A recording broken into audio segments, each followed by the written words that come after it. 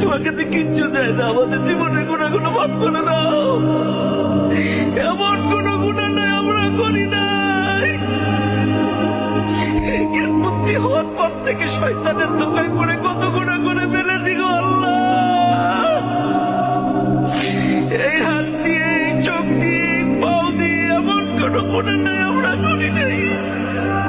আল্লাহ, তুমি মাফ না করলে কবরের আযাব সহ্য করতে পারবো না।